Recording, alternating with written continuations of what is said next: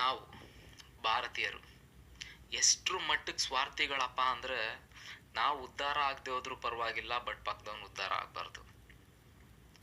ನಾನು ಎಕ್ಕುಟ್ಟೋದ್ರೂ ಪರವಾಗಿಲ್ಲ, ಬಟ್ ಪಕ್ಕದವನು ಮಾತ್ರ ಕೊಟ್ಟೋಗ್ಬೇಕು.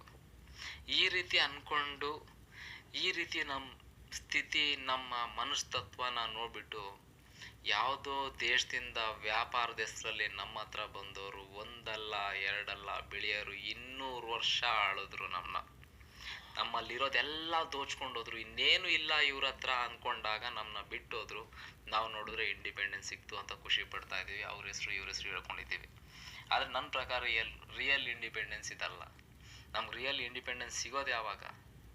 ನಮ್ಮ ತಾತ ಚಡ್ಡಿ ಹಾಕೊಳ್ಳೋಕ್ಕಿಂತ ಮುಂಚೆ ನಾನು ಪ್ಯಾಂಟ್ ಹಾಕೊಂಡು ಮುಂದೆ ಬಂದಿರೋ ಈ ಸಮಯಕ್ಕೂ ಇನ್ನೂ ನಾವು ಒಂದೇ ಮಾತು ಹೇಳ್ತಿದ್ದೀವಿ, India is a developing country, India is a developing country ಅಂತ. ಇದು ಡೆವಲಪ್ ಆಗಲ್ವಾ? ಅಟ್ಲೀಸ್ಟ್ ನಮ್ಮ ನೆಕ್ಸ್ಟ್ ಜನ್ರೇಷನ್ ಅವರು India is a developed country ಅಂತ ಹೇಳೋಕ್ಕಾಗಲ್ವಾ? ಹೇಳೋಕ್ಕಾಗುತ್ತೆ. ಬಟ್ ಏನು ಅಂದರೆ, ಕೆಲವೊಬ್ಬರು ಸ್ವಾರ್ಥಿಗಳಿಂದ ನಮ್ಮಲ್ಲಿ ಇರಬೇಕಾಗಿದ್ದು ನಮ್ಮಲ್ಲದೆ ಬೇರೆ ಕಡೆ ಹೋಗ್ತಾ ಇದೆ.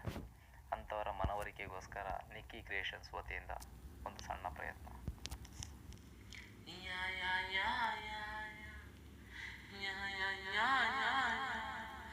ಯಾರು ಬೇಕಾದರವರು ಆಗಬಹುದಂತೆ ಸ್ವಾರ್ಥಿಗಳು ಈ ಜಗದಲ್ಲಿ.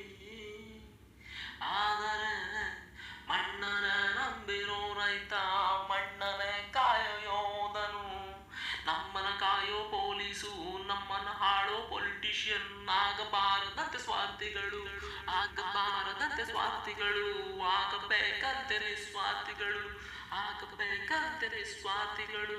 ಸಂಗೀತವನ್ನು ನುಡಿಸೋ ಗಾಯಕ, ರೋಗ ಓಡಿಸೋ ಡಾಕ್ಟರು, ಪಾಠವ ಹೇಳೋ ಗುರುಗಳು, ಕಟ್ಟಡ ಕಟ್ಟೋ ಇಂಜಿನಿಯರ್, ಕಟ್ಟಡ ಕಟ್ಟೋ ಇಂಜಿನಿಯರ್, ಬಾಳುವನ್ನು ಬಸ್ಸನ್ನು ಓಡಿಸೋ ಡ್ರೈವರು, ಶೋಧಿಸಿ ಸಾಧಿಸೋ ವಿಜ್ಞಾನಿ, ಆಗಬೇಕಂತೆ ಅಜ್ಞಾನಿ, ಆಗಬಾರದಂತೆ ಅಜ್ಞಾನಿ, ಆಗಬೇಕಂತೆ ಜ್ಞಾನಿಯು, ಆಗಿಸಬೇಕಂತೆ ಅಜ್ಞಾನಿಯಿಂದ ಜ್ಞಾನಿಯಿಂದ ಜ್ಞಾನಿಯಿಂದ.